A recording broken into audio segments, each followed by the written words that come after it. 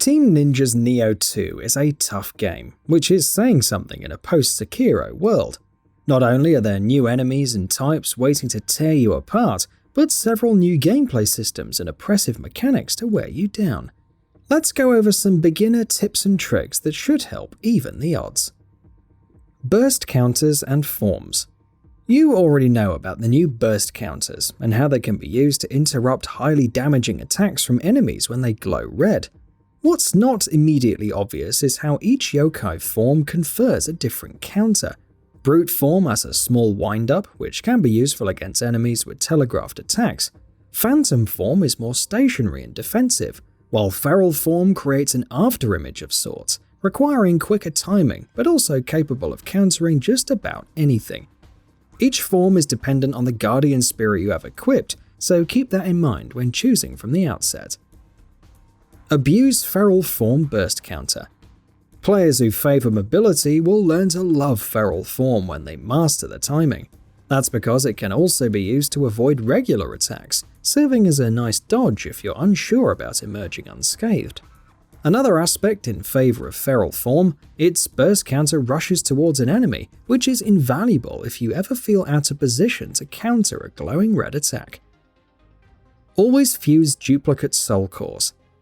Soul cores are the new hotness in Nioh 2. They drop from yokai and provide demonic abilities that consume anima energy. You can equip multiple soul cores based on your attunement limit and receive bonuses to equipment drop rate, attack, yokai shift, and much more. It's possible to obtain more than one copy of the same soul core though. In that case, fuse these into the original and rank it up, improving the bonuses you receive. Purify soul cores ASAP. Oh, but do hurry back to a shrine after obtaining a soul core. Soul cores need to be purified in order to become usable, so if you've just discovered a cool new ability or duplicate soul core for ranking up, but then die and fail to retrieve your guardian spirit, it's gone. Don't do something like, say, wander into the Dark Realm where shrines are inactive. The Dark Realm. So you've wandered into the Dark Realm, a region where the very air slows down Kai recovery and yokai are stronger.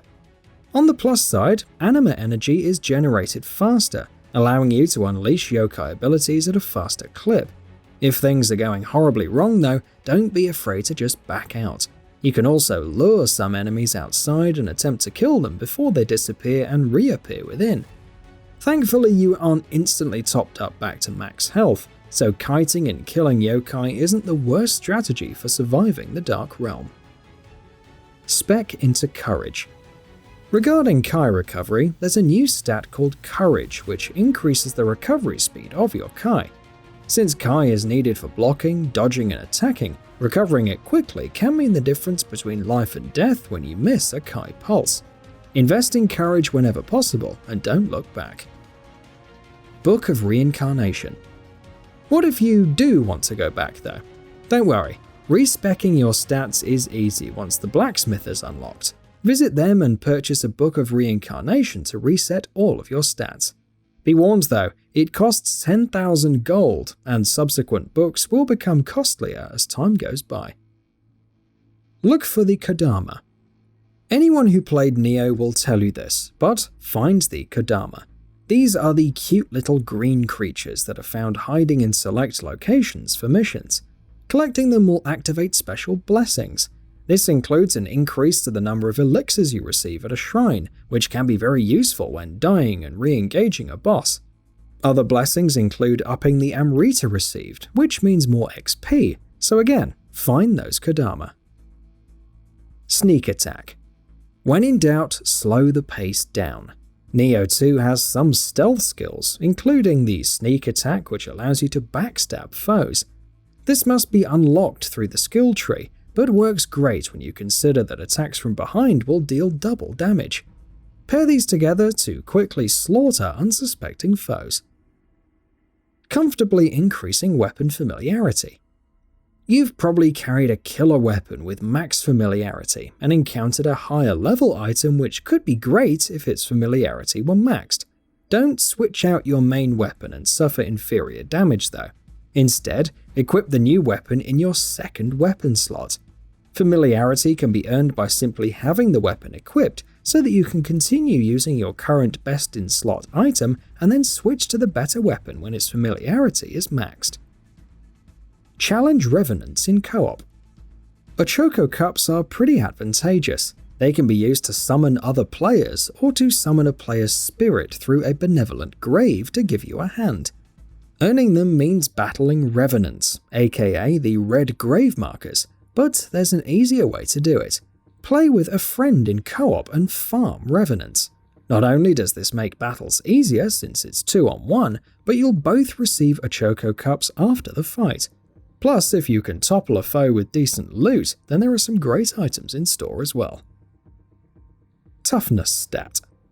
The myriad of armor stats can be baffling for a new player, what with stats like change attack, break, parry, and so on. But here's what you need to understand most of all: toughness.